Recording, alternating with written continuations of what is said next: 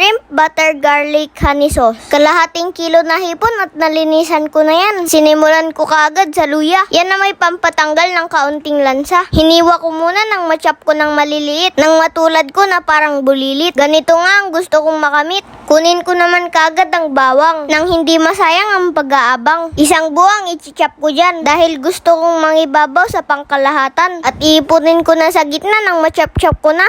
Hinanda ko ng butter at humiwa pa ako ng konti. Salang ko na ang kawali at painitin ko na. At bibilisan ko rin ang paghiwa ng siling haba. Ganyan lang kalaki ang gusto ko dyan para ang anghang ay saktuhan. Ilagay ko ng butter sa mainit na kawali. Sundan kaagad ng bawang at siling haba. Haluin na parang gumigiling. At umabot sa paglambot. Binuhusan ko na nga ng kalahating cup ng honey. At kasunod naman kagad ang kalahating cup ng banana ketchup. At aking pangang kukutsarahin. Paminta, buo yan kanina. Pero pilit lang dinudurog ng iba. Hinalo ko na nang hindi tumagal pa. Ito'y pangako at hindi paasa. Nang hindi ka maniwala, sasabi-sabi ng iba. Nakahanda na ang 1 tablespoon na soy sauce. At yan nga'y akin ang naibuhos. Sanayin ko na. At may lagay ko ng hipon na dala-dala. Sabayan ko na rin ang pambihirang paghahalo. Ito na may madalian lang na pagluluto. Kalahating cup na tubig na galing sa nawasan na inipon ko kanina. Kumuha rin ako ng isang kutsara na cornstarch at lalagyan ko lang ng pakunti-kunti na tubig nang matunaw na parang mundo kong nagunaw. Dumilim lang naman to kung dumating ka. At wala na akong makitang iba. Buhos ko na at palaputin ko lang ang sarsa nang makarangkada na. Sinalok ko na dahil nakita ko na ang tagumpay at gusto ko na magkamay. Ito ay pagpapayag para may liwanag. Balatan ko lang. Sa ganon ay matikman ko na.